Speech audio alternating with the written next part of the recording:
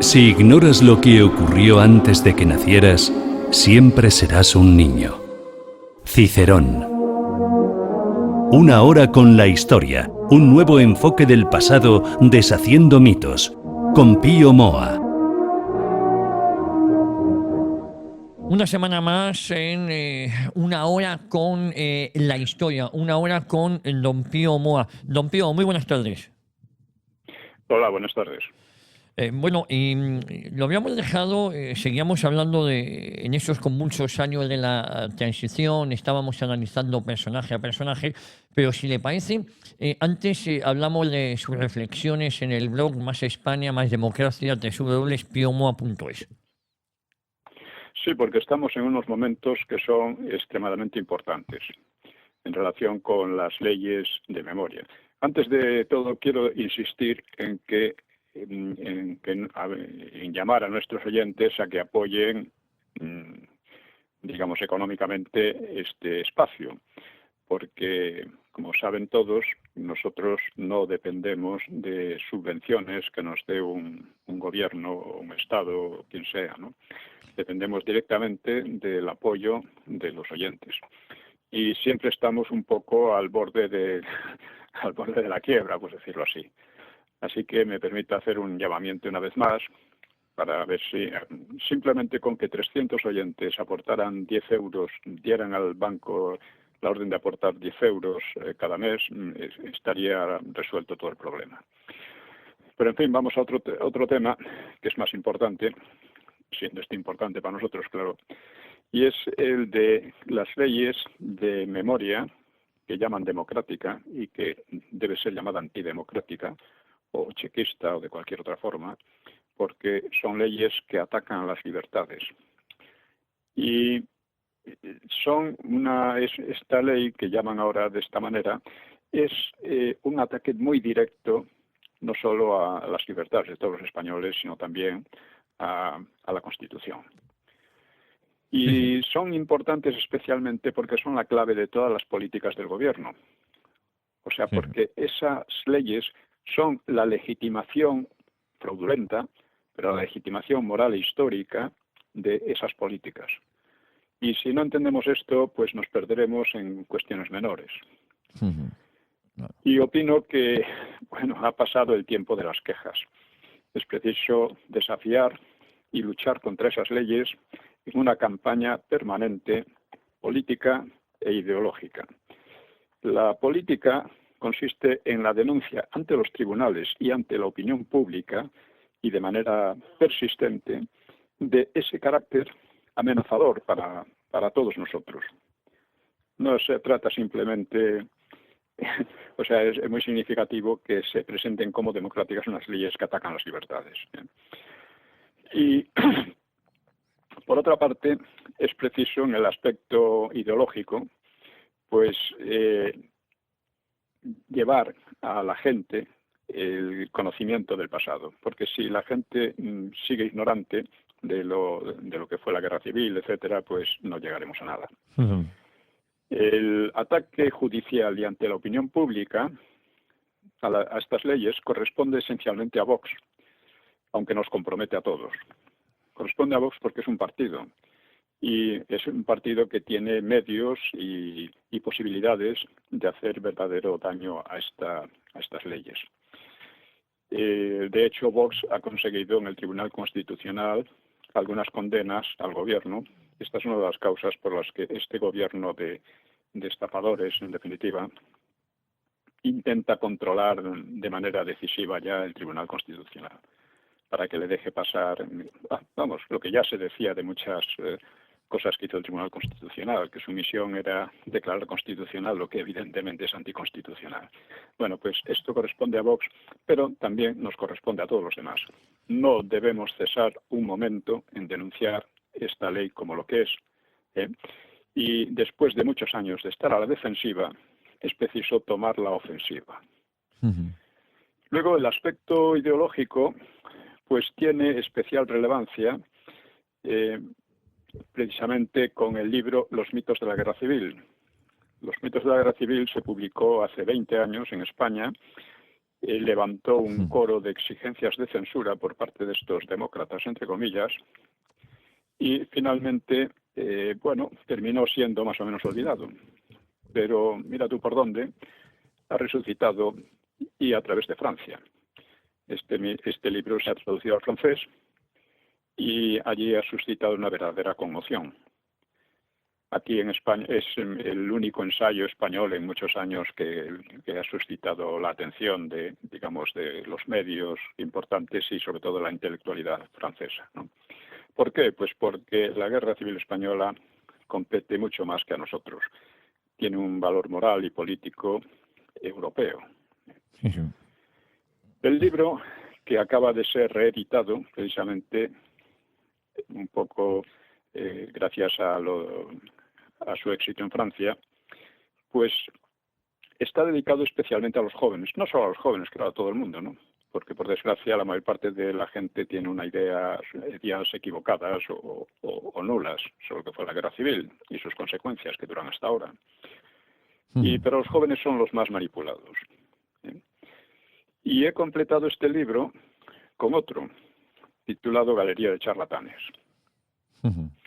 Los mitos es una descripción de la guerra y la Galería de charlatanes es una crítica, una serie de críticas al huevo de la serpiente, por decirlo así, es decir, a los historiadores o pseudohistoriadores que han elaborado sin apenas oposición la falsificación de nuestra historia. Bueno, pues llamarles charlatanes tiene su interés, ¿no? Este libro acaba de salir también al público, está en las librerías. Se trata de una serie de análisis breves y yo creo que contundentes sobre medio centenar de los historiadores más en boga en ámbitos culturales españoles, sean de izquierda, de derecha o de centro, porque hay de todo.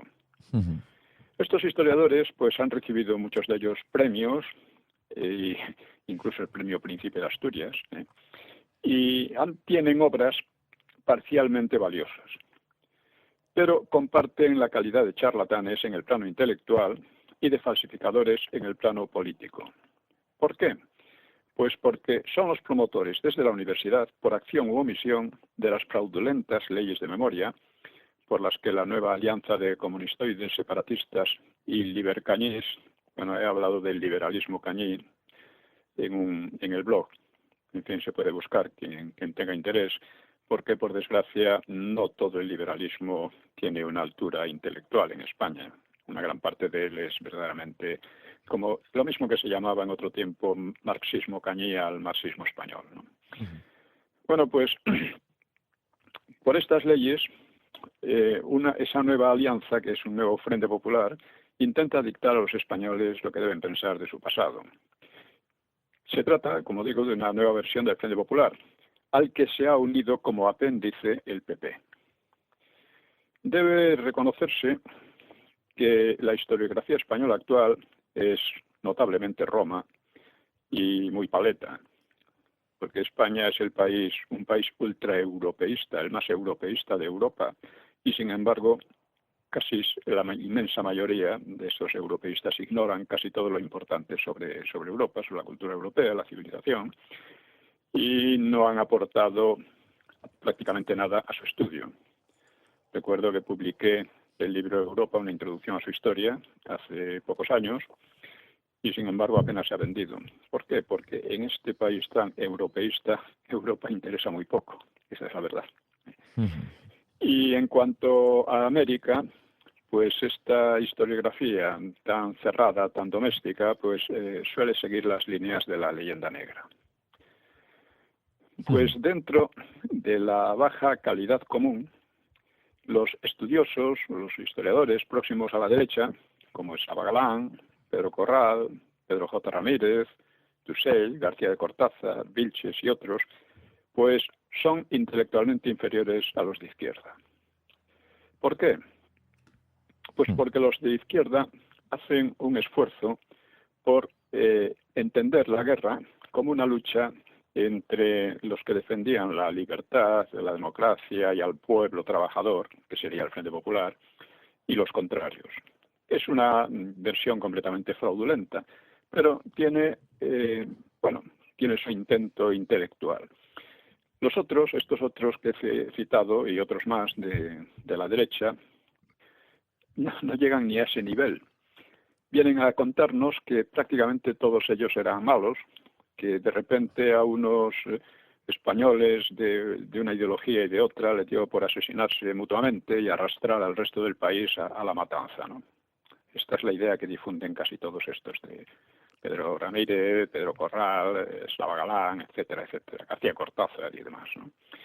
Esta es una idea, esto es una, digamos, intelectualmente esto es nada. Esto es simplemente nada. Mediante todas las guerras, pues hay muertos y hay desgracias y hay atrocidades, de un lado y de otro, normalmente, finalmente más de uno que de otro, y todo esto es así. Pero lo que importa es cómo se llegó a la guerra, quiénes fueron los responsables y qué es lo que defendía cada bando. El Frente Popular defendía claramente la disgregación de España y la sovietización, porque estos eran los principales partidos que componían aquel frente. Entonces, teniendo esto en cuenta, se entiende muy bien lo que fue la guerra. Además, el Frente Popular destruyó la República y, sin embargo, vemos que tanto historiadores de izquierda como de derecha hablan del bando republicano en la guerra. Oiga, que ese bando republicano destruyó lo que tenía de democrática la República, destruyó la República en 2 golpes de Estado. El primero fue el alzamiento de la izquierda y los separatistas, PSOE y separatistas casualmente, que otra vez están unidos, viene a ser, parece que es una tendencia general, ¿no? Y en octubre del 34, contra la República, que por cierto fue defendida por Franco entonces. Y el segundo golpe de Estado fue la falsificación de las elecciones de febrero de 1936. Sobre esa falsificación verdaderamente montaron montaron un régimen de terror, en el cual se demostró además en qué consiste esa defensa que dicen hacer del pueblo trabajador. O sea, esta gente, cada vez que ha podido imponerse en el poder, ha llevado la miseria y ha llevado la tiranía a los trabajadores como al resto. Al resto excepto ellos, claro, excepto las oligarquías de izquierda, que eso es. Recordemos que cuando terminó la guerra escaparon del país llevándose unos tesoros expoliados a todo el mundo. Bueno, pues hoy en casi todos estos historiadores, premiados muchos de ellos, y con algunos trabajos valiosos, pero voy a explicar en qué sentido son valiosos, ¿no? Pues hay una especie de básica incultura reflejada en su mezcla de dogmatismo, de espíritu al mismo tiempo garbancero y pretencioso, y de su aversión al debate en libertad, porque esto es lo fundamental. O sea, no es casual su odio a cualquier revisión que ataque sus endebles versiones, sino que intentan apuntalar con una ley típicamente tiránica esas versiones y pretenden reducir al país al reino de la charlatanería. ¿En qué sentido pueden hacer trabajos valiosos y al mismo tiempo ser charlatanes? Voy a poner un ejemplo que puede venir muy bien. Cuando usted puede hacer un trabajo muy documentado, muy cuidadoso y muy, en fin, concienzudo sobre cómo fue el oro español a Rusia. Puede examinar desde los camiones en que fue, los barcos en que se embarcaron, el número de oro amonedado, el número de lingotes, en fin, toda una serie de detalles. Y eso es un trabajo valioso, sin duda alguna. Ahora bien, si usted ignora que el oro llevado a Rusia hizo de Stalin el amo del Frente Popular, porque de él dependían ya las armas, si usted ignora eso, pues su trabajo se queda muy a medias. Se puede decir, pues, es un trabajo pues históricamente poco relevante. Pero si además pretende usted que el envío del oro no tuvo consecuencias, que fue un asunto legal y natural, y que no tuvo consecuencias, la consecuencia de que Stalin, digamos, se convirtiera en el protector y prácticamente el director del Frente Popular, si usted no tiene esto en cuenta, se convierte en un charlatán. Si usted niega esto, se convierte en un charlatán. Y eso es lo que hacen desde Viñas hasta muchísimos más. Sí. Quiero recordar una vez más, que los mitos de la guerra civil conmocionó hace 20 años al gremio de historiadores, periodistas y políticos del nuevo Frente Popular, hasta que lograron reducirlo al olvido. Pero bueno, su éxito en Francia lo ha resucitado. Y era necesario completarlo con estos análisis de la Galería de Charnés sobre los promotores intelectuales de la gran fechoría. Hay otro tema que he tratado también en el blog, y no solo en el blog, y es ¿de dónde viene todo esto? ¿Qué es lo que une a socialistas, comunistas y separatistas por encima de sus querellas que en la guerra llevaron a que se asesinaran unos a otros, ¿no? Bueno, les une el odio o el desprecio a España, al cual se ha unido el PP, por cierto. El antifranquismo es la expresión actual de ese odio, porque Franco representa la victoria sobre sovietizantes y sobre disgregadores, y por tanto representa la unidad e independencia nacionales, entre otras cosas. También la paz y finalmente la posibilidad de pasar a una democracia sin volver a las andalas tipo república.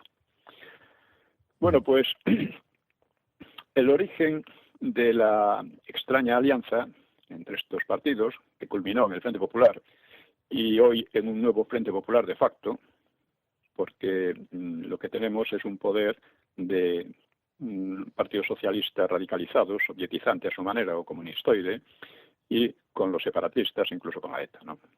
Bueno, pues el origen de esta alianza, digo, tiene una fecha precisa, que es el desastre del 98. O sea, los dos grupos, hasta entonces, socialistas y separatistas, pues eran más bien pintorescos que otra cosa. Apenas tenían influencia ni nadie les hacía mucho caso.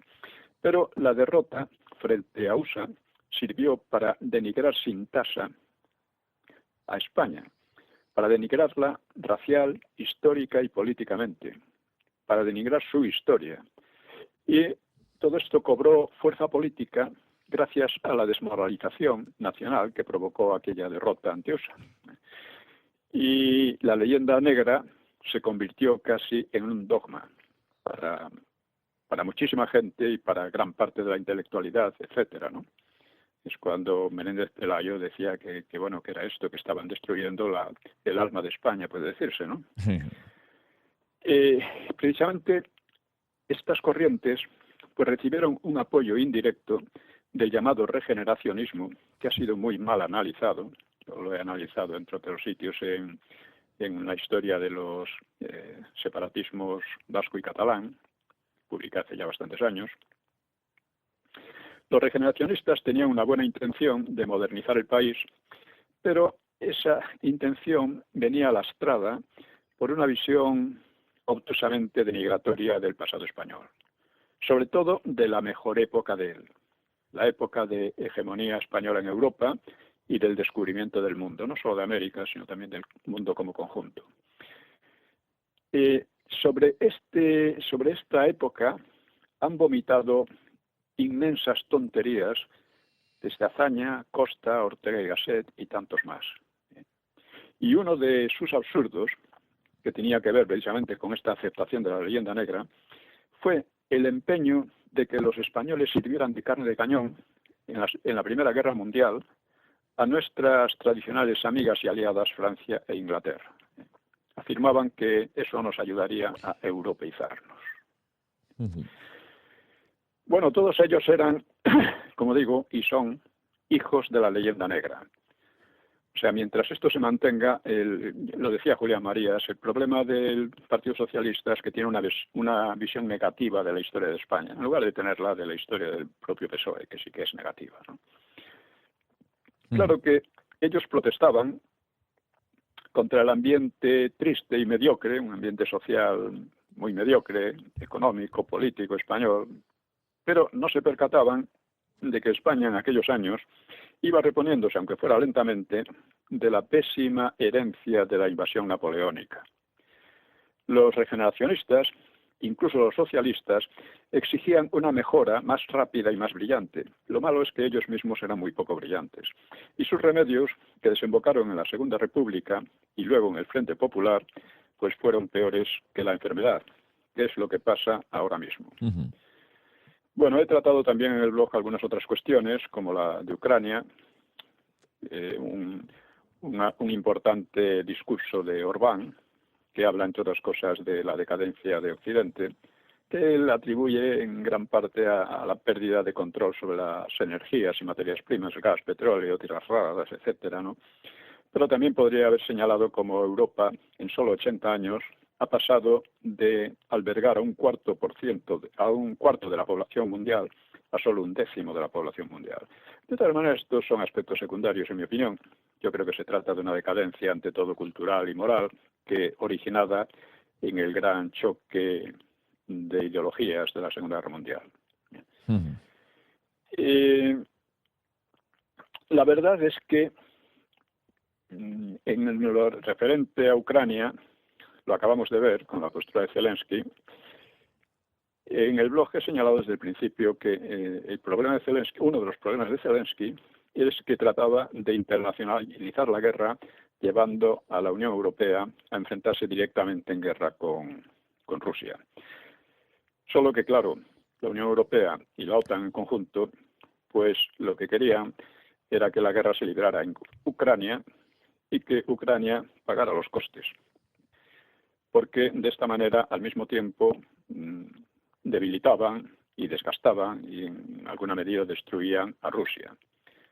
Ellos creían que sus sanciones económicas iban a hundir completamente la economía rusa. Hasta ahora no es así y en cambio está teniendo consecuencias muy malas para la propia Unión Europea. Pero de todas maneras esta es la cuestión. Zelensky no ha entendido que la OTAN lo está utilizando precisamente contra Rusia y al mismo tiempo está destrozando a Ucrania. Alguien decía que si Ucrania era una nación o no era una nación. Yo no me meto en esas cosas. Ucrania está reconocido como un país independiente, pero el gran problema que ha tenido es que una gran parte de su población, que es rusa, de hecho, y de lengua rusa, se ha visto con que el gobierno de Kiev pues se ha empeñado en borrar del país, borrar de Ucrania, tanto la lengua como la cultura rusas. Y eso fue una de las cosas que ha motivado esta guerra. Porque Rusia llegó con Kiev a los acuerdos de Minsk, por los cuales se iba a reconocer una autonomía a las regiones del Donbass, y esto no fue nunca respetado por Kiev. ¿Y por qué no fue respetado? Porque creían tener a la OTAN detrás. Y efectivamente ha sido Estados Unidos e Inglaterra, sobre todo, los que han estado detrás de esta guerra. En fin, sobre esto podríamos hablar mucho más, pero creo que con esto es suficiente. Podemos pasar Y al con tema. esto, si os parece, pasamos al tema. Estupendo. Lo habíamos dejado justo. Bueno, Sí. Sí. Sí, no, estábamos Hemos repasando. hemos estado hablando del verano de 1976, que fue muy importante, porque en él se definieron todas las fuerzas que llamamos de la reforma y de la ruptura. La reforma significaba el paso a la democracia desde el franquismo, desde el respeto a la labor histórica del franquismo, desde la legitimidad histórica del franquismo, de la ley a la ley. La ruptura, en cambio, que era lo que representaban sobre todo los socialistas, entonces más aún que los comunistas, era borrar de la historia, por así decir, que es lo que intentan hacer ahora mismo otra vez, borrar de la historia el franquismo.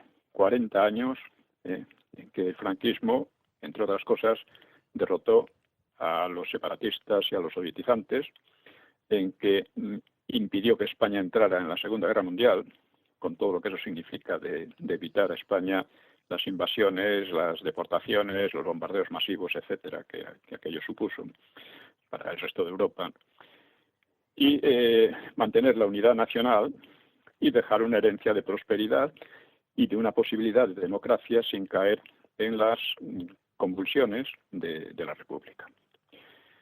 Bueno, pues efectivamente, como vimos, ya en el verano se definieron las fuerzas de unos y de otros, y en el otoño pues se vio también otro aspecto, que fue que se formó un partido conservador que dirigiría Fraga Iribarne, y se vio también el intento de llevar la ruptura hasta el final. Se vio también la afirmación de la reforma y también unos desusados golpes terroristas. Bueno, con la reforma estaban total o parcialmente disconformes, pues algunos grupos también de derecha, provenientes del franquismo, y también varios políticos franquistas que formaron un nuevo partido que era la Alianza Popular, AP, y para dar cauce, que es dirigido, ya digo, como por Fraga, y que quería dar cauce en la democracia al llamado franquismo sociológico, que era extendidísimo en la mayoría del país, yo creo. Eran los líderes de 7 asociaciones anteriores, constituidas al abrigo de la ley de Arias. Eran Manuel Fraga, Federico Silva, Laureano López Rodó, Gonzalo Fernández de la Mora, Licinio de la Fuente, Enrique Tomás de Carranza y Cruz Martínez Esteruelas. Este Esteruelas había sucedido a Adolfo Suárez cuando Suárez se había desentendido de la presidencia de una de las asociaciones que montaron, la UDPE, al ser nombrado jefe de gobierno. O sea, al ser nombrado jefe de gobierno, Suárez, pues eso, dimitió del partido aquel, del pequeño partido aquel. Estos 7 personajes habían jugado un papel brillante en la España del desarrollo y 6 de ellos habían sido ministros. La prensa, vamos a llamarla progresista, suele ser un progreso hacia el abismo, ¿no? Sí. Pues los bautizó en tono burlesco como los 7 magníficos. Y Fraga fue elegido secretario general y explicó en el discurso inaugural del partido, que en realidad era una federación de asociaciones, que no admitía la volatura de la obra de los últimos 40 años, en los cuales se había dado un salto gigantesco en todos los órdenes. Y resulta que esos éxitos querían ahora administrar los otros. Anunció que Alianza Popular estaba abierta a una reordenación territorial más justa, pero sin atentar contra la unidad de España, como frívolamente se estaba propiciando en Cataluña y Vascongadas. O sea, los partidarios de la ruptura, ¿no? Y recalcó la gravedad de la crisis económica y la urgencia de afrontarla. Recordemos que esta crisis provenía de la guerra del Yom Kippur en 1973 entre Israel y varios países árabes, a consecuencia de la cual los países productores de petróleo habían subido enormemente los precios, con lo cual toda Europa y otros muchos países entraron en una crisis económica muy fuerte, que a España le llegó un poco más tarde debido a las grandes reservas que tenía en divisas y demás, ¿no? Fraga propuso también libertades democráticas plenas y dice Fraga, cito, gobierno e izquierda se pusieron de acuerdo para designarnos como enemigo común.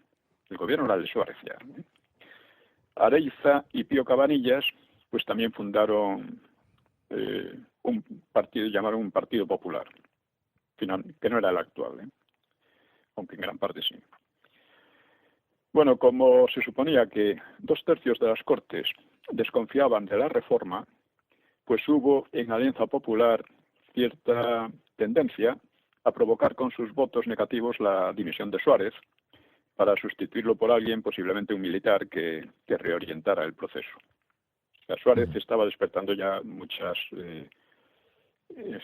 desconfianzas, ¿no? Por la manera un poco extraña como dirigía las cosas, ¿no? Un poco demagógica, ¿no?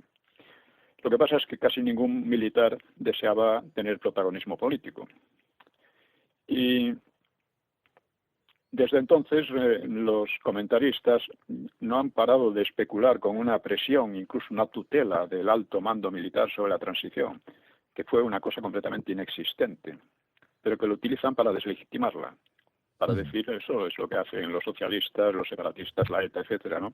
Que la transición se hizo bajo la tutela de los militares y por lo tanto no está bien hecha. O sea, hay que acabar con ella, ¿no? Años después, ¿no? Por otra parte, Suárez y Torcuato Fernández Miranda estaban dispuestos pues a disolver las Cortes si éstas se mostraban muy en oposición, porque la verdad es que ya habían cumplido su mandato y se había prorrogado debido a las circunstancias políticas, ¿no? El proyecto de ley para la reforma que aprobó el Gobierno se presentaba como la 8ª ley fundamental del régimen y debía pasar otros trámites. El 16 de octubre fue aprobado por el Consejo Nacional del Movimiento por 80 votos a favor, 13 en contra y 6 abstenciones. Estamos, la nueva ley, la ley de reforma, por la cual se pasaría a la democracia. A la democracia, esto desde la legitimidad del franquismo, indudablemente, ¿no? Esta decisión del Consejo Nacional del Movimiento no era vinculante, pero convenía, era oportuna para sortear escollos. Recordemos además que el movimiento realmente era casi un feudo de la Falange desde hacía muchos años. Y recordemos también que, por ejemplo, en la universidad, el sindicato falangista, que era el SEU, Sindicato Español Universitario, pues eran los falangistas los que proponían elecciones democráticas, mientras que eran los tecnócratas los que se oponían a ellas y al final liquidaron el SEU. Bueno, el Consejo propuso suprimir el preámbulo de la ley porque se despegaba demasiado de la legalidad anterior y sería suprimido, y aceptó con estas palabras: el proyecto de ley presente, que pretende y que busca preferencialmente que la mayoría popular se constituya en instancia decisoria de la reforma, solo incardinado en el orden político vigente puede encontrar fuente y base para su legítimo planteamiento. O sea, de hecho, prologaba la disolución del mismo Consejo, con esta retórica un poco enrevesada, ¿no? La decisión definitiva tenían que tomarla las Cortes. Las Cortes reunían lo esencial de la clase política franquista, que en su mayoría era reacia a perder sus posiciones y además temía pasar de vencedora a vencida a través de maniobras políticas. Y parte de ella, además, temía una repetición del trauma republicano y identificaba al terrorismo, al activismo del Partido Comunista, al radicalismo del PSOE y a los separatismos que estaban resurgiendo, los identificaba como una misma cosa, lo cual en aquellos momentos no era del todo así. Y otra parte de de las Cortes, pues esperaba que los extremismos se fueran deshaciendo en una sociedad moderada y próspera a pesar de la crisis económica, porque la prosperidad era otra de las grandes herencias del franquismo. Torcuato y el Gobierno pues se emplearon a fondo para sacar adelante la ley en las Cortes. Los ministros hablaron con casi todos los procuradores para persuadirles de dos cosas. Primero, de lo inevitable del cambio, en lo que muchos coincidían de antemano, porque recordemos que el franquismo estaba prácticamente en descomposición. Había no sé cuántas falanges, había varios grupos carlistas, había muy enfrentados además, estaban los monárquicos también, que había de todo, y los democristianos que estaban también divididos. O sea, lo que querían era convencerles de la inevitabilidad del cambio, en lo cual estaban todos de acuerdo, o casi todos, y convencerles de que no pasarían a la condición de vencidos, ni serían desplazados de la política, ni serían sujetos a represalias, que era lo que en el fondo quería la ruptura. Al mismo tiempo, es decir, se planteaba una lucha entre reforma y ruptura. Al mismo tiempo, el Gobierno pues intensificó sus contactos con la Platajunta. Recordemos la plataforma democrática, entre comillas, la Junta Democrática, entre comillas, ¿no?, para disuadirla de sus radicalismos rupturistas. Pero la verdad es que si algo unía a la oposición, incluso a la más moderada, como algunos sectores democristianos, pues era un antifranquismo primario pese a que la inmensa mayoría de esa oposición solo se organizaba a última hora y jamás había opuesto resistencia real a Franco, excepto los comunistas. Pero el antifranquismo le parecía un título de legitimidad y además contemplaba con indignación y con fastidio cómo unos políticos que procedían de la cumbre del régimen les arrebataban la iniciativa y la bandera de la democracia. En aquel momento fue así, luego pasó al revés. Se cedió a esta gente socialista y separatista y demás la bandera de la democracia. Un error político tremendo. Tremendo. Bueno, los contactos que tenían al principio pues no daban muchos resultados, ¿no? O sea, pese a que habían comprobado una y otra vez que su fuerza era muy escasa, pues la oposición a la ley de reforma consistió en un penúltimo esfuerzo rupturista con el llamamiento a una huelga general para el 12 de noviembre a través de la coordinadora de organizaciones sindicales, que eran Comisiones Obreras, UGT y USO, aunque la verdadera fuerza estaba en Comisiones Obreras. UGT y USO por entonces no eran prácticamente, eran poco más que nombres que siglas, ¿no?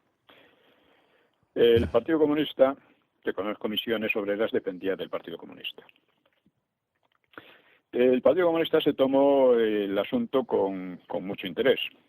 Decía, se trata de conseguir la mayor movilización de masas conocida en 40 años. Recordemos que a lo largo de estos 40 años el Partido Comunista había intentado huelgas generales, movilizaciones de masas y sin que casi nadie les hiciera caso, ¿no? Era un desafío en regla, porque una huelga general tiene siempre un tinte revolucionario, bien claro además en aquellas circunstancias. Y las historias de la transición han solido restar importancia a esta huelga, pero se trató de una ofensiva por retomar la iniciativa después de la derrota de los intentos del primer cuatrimestre del año, o sea, del verano y la primavera anteriores, ¿no?, de ese año. El gobierno percibió la envergadura del desafío y respondió con un gran despliegue policial, sobre todo en Madrid, Barcelona, Bilbao, Valencia y Sevilla. Era fundamental dominar los transportes urbanos y la verdad es que los transportes funcionaron con normalidad y la gente fue al trabajo. La oposición habló de 2 millones de huelguistas, pero la realidad fue muy otra, ¿no? El ministro de Gobernación, Martín Villa, era entonces, pues midió la incidencia del paro por el consumo de electricidad, que apenas se alteró, lo cual era la demostración de que el trabajo proseguía normalmente en las fábricas. Y claro, la huelga, en definitiva, el fracaso de la huelga deprimió la moral y las aspiraciones de los rupturistas.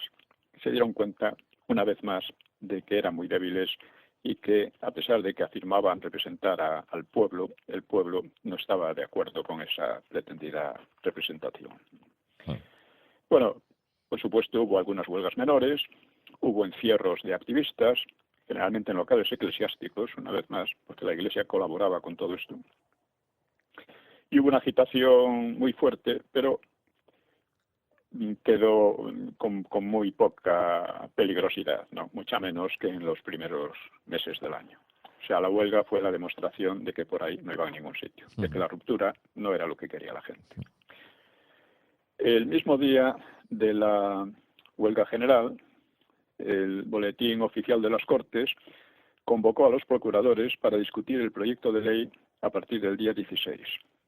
Estas cosas es necesario señalarlas tanto en su tiempo, ver la cronología, como ver los hechos reales, porque muy a menudo las historias de aquella época simplemente nos cuentan generalidades e interpretaciones del historiador, en lugar de lo que realmente hacían y decían unos y otros, ¿no?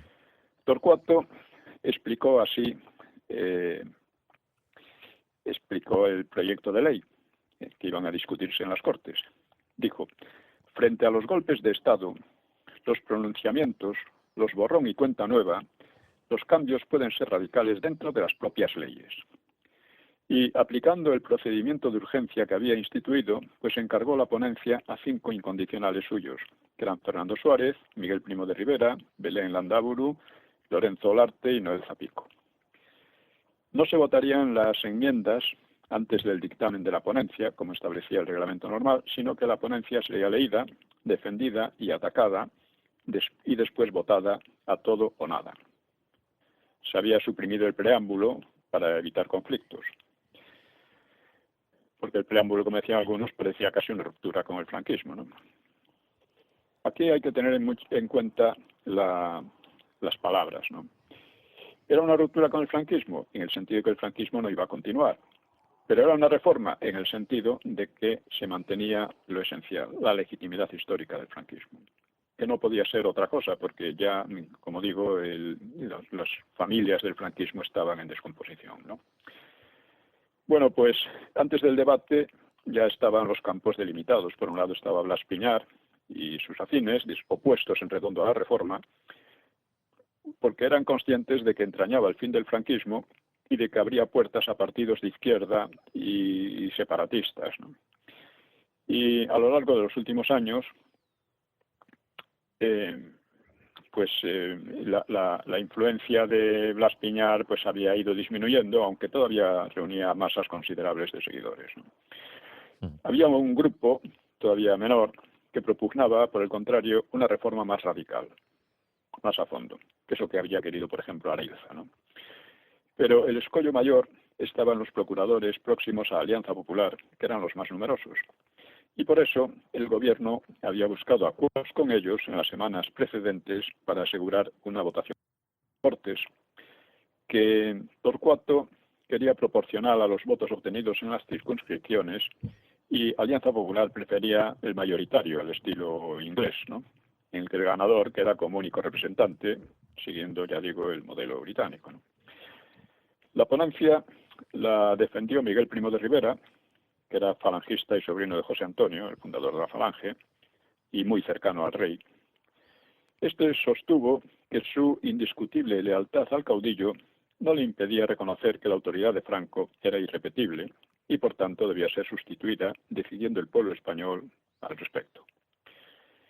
En el debate intervinieron José María Fernández de la Vega para denunciar que se intentaba echar abajo el movimiento, y en cierto modo era así, pero era el movimiento el que había decidido echarse abajo ya previamente, ¿no?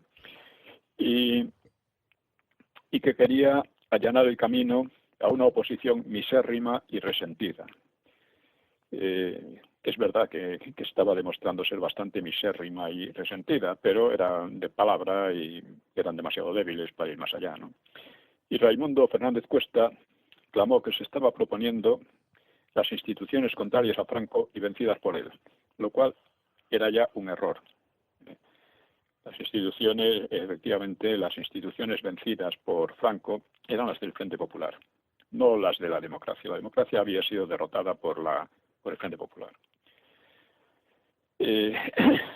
Además, esa derrota de la democracia por el Frente Popular hizo imposible que volviera una democracia en muchos años, ¿no? Porque había destrozado la sociedad, y una democracia no puede funcionar en una sociedad muy dividida, llena de odios y llena de desigualdades sociales y pobre, ¿no? El duelo principal fue entre Blas Piñar y Fernando Suárez. Blas Piñar abundó en el carácter inalterable de los principios del movimiento que habían jurado todos, ponderó el carácter moral y jurídico de los mismos, de los principios, y de la traición a ellos, y subrayó que la ley propuesta no goza, cito, no goza de fuerza coercitiva y vinculante porque se halle de acuerdo con el derecho natural y con la ley divina, sino porque es expresión de la voluntad soberana del pueblo, decantada por mayoría de votos a través del sufragio universal. Se oponía ya directamente a la democratización, no pensando que se podía mantener el franquismo, ¿no? Esto es una idea peligrosa porque contraponía la voluntad del pueblo al derecho natural y a la ley divina. Y Fernando Suárez pues bajó a un terreno más práctico y replicó que la ley de principios del movimiento tiene el mismo rango que las demás leyes fundamentales y puede por consiguiente ser modificada e incluso derogada por el mismo procedimiento que se establece para las demás. Dice, no hay metafísico en el mundo, estoy citando, no hay metafísico en el mundo decidido a sostener que una ley humana pueda ser inalterable por su propia naturaleza. Y contestando a De la Vega, pues señaló, no traten de demostrarnos que para ser leales a Franco hay que impedir en estos momentos que sea el pueblo de España, en el que Franco tanto confió, el que decida su propio destino. Todo esto suena bastante a palabrería y verdaderamente lo era, pero había un fondo en todo ello, ¿no? Y puso de relieve otro punto crucial. Es sumamente justo y democrático que los señores Piñar y Fernández de la Vega traten de convencer a sus compatriotas de que voten negativamente, traten de convertir los votos negativos del próximo referéndum en un plebiscito a favor de la democracia orgánica, la cual nunca se había aplicado. Pero no me parece coherente intentar convencer a los españoles de que voten en uno u otro sentido después de haber defendido las tesis de que no se les pregunte. Claro, era una situación muy difícil. O se aceptaban los votos, se aceptaba que cada uno defendía sus posiciones y el resultado en votos, o no se aceptaba. Si no se aceptaba, pues la verdad es que el régimen no estaba en condiciones de proseguir como antes, ¿no? Y así que como decía Suárez, no Suárez Adolfo, sino No, Fernando, Fernando. pues hizo un canto optimista a la conversión del enemigo irreconciliable, se refería a la oposición, en simple adversario político. La oposición no ofrecía un espíritu muy conciliador, pero sus fracasos sucesivos demostraban que había la sociedad tenía muy poca propensión a los extremismos, a través de lo que había ocurrido en la República. La postura de Blas Piñar era lógica, como reconocieron sus adversarios, incluso el país, pero su lógica encajaba en una situación que ya no era la real en la política ni en la sociedad españolas. Si hay prueba de ello, sería su total inferioridad en las propias Cortes franquistas, donde su derrota se daba por segura, y el propio Blas Piñar lo recuerda. Dice, es curioso y sorprendente que en los pasillos de las Cortes, luego de concluir mi intervención, Adolfo Suárez se acercara a mí y sonriendo me diera 2 abrazos diciéndome, has estado cojonudo. Esto podría permitírselo Suárez, como ejercicio, no sé si como ejercicio de cinismo o como una sincera apreciación del rigor dialéctico de un oponente, ¿no?, que estaba vencido de antemano, ¿no? Un escollo mayor fue que los procuradores próximos a Alianza Popular amenazaron con la abstención si no se seguía la norma habitual de votar primero las enmiendas. Así, pues con ello cambiaría el procedimiento de urgencia diseñado por Torcuato, precisamente para evitar que la ley fracasase o saliese muy desvirtuada, por lo que insistió en la votación de o todo o nada. Según explican, pues algunos otros personajes, pues la postura de Alianza Popular respondía menos al designio de torpedear el proyecto que al de condicionarlo para obtener alguna ventaja. Concretamente, querían el sistema de votación mayoritario en vez del proporcional, o sea, al estilo inglés, ¿no?, o británico. O británico, eso es. Claro, del sistema de votación mayoritario pues esperaban mayoría absoluta en las elecciones y un bipartidismo que facilitara la gobernación del país. El sistema mayoritario suele considerarse menos propicio a la corrupción y a la degeneración partitocrática de la democracia, mientras que el proporcional se presta a combinaciones de partidos contrarias a la verdadera expresión de los votos. Esto es verdad. Pero Torcuato creía que el sistema mayoritario descontentaría en exceso a la izquierda y a los separatistas si estos salían demasiado perdedores, por lo que sería más difícil pasarlos de partidos revolucionarios a partidos institucionales, que es lo que intentaban, que fueran partidos que aceptaran la democracia en definitiva, y además la realidad social e histórica de España, ¿no? Ello aparte, Alianza Popular proponía las provincias como circunscripciones electorales, lo cual obligaría a importantes correcciones, porque había una gran diferencia demográfica entre unas provincias u otras, ¿no? Y en fin, todo esto es un poco burocrático, por así decir, pero conviene recordarlo porque es parte de las dificultades y los problemas que fueron resolviéndose mejor o peor en aquella época, ¿no? La discusión entre el gobierno y Alianza Popular pues la solventó una vez más Torcuato Fernández Miranda, aceptando la votación de la enmienda sobre las provincias y un principio mayoritario para el Senado, y después la votación del conjunto de la reforma. El 18 de noviembre, el texto, con la enmienda presentada sobre las provincias y el carácter mayoritario para el Senado, pues fue aprobado por 425 votos contra 50, y contra 9 negativos y 13 abstenciones, más 34 ausencias. Es decir, fue aprobado por aplastante mayoría en las Cortes, ¿no? Esta fue una votación, además, muy semejante a la que se hizo cuando el nombramiento de Juan Carlos como sucesor de Franco 7 años antes. Es curioso. Algunos han pretendido que los procuradores habían sido engañados y no sabían bien lo que votaban, pero las amplias discusiones previas en la Cámara revelan, sin lugar a dudas, lo contrario. Se sabía muy bien lo que votaban y no se puede decir que hubieran sido engañados de ningún modo. Y este hecho conviene verlo en su carácter extraordinario y al mismo tiempo tan revelador. Lo extraordinario, un hecho que quizá no tenga precedentes en ningún país, era que la clase política de un régimen autoritario, vamos a llamarlo así, suprimiese su propio poder para pasar con suavidad a un régimen democrático. Claro, se ha cultivado una típica chabacanización por parte de la prensa progresista, ¿no? Y a ese estilo le llamaron el harakiri de las Cortes franquistas. No fue ningún harakiri, fue simplemente un reconocimiento de ciertas realidades políticas históricas, ¿no? Y lo revelador fue que aquella clase política había asumido el carácter explícitamente transitorio y excepcional del régimen de Franco. Recordemos que el régimen de Franco había intentado superar al comunismo y al liberalismo.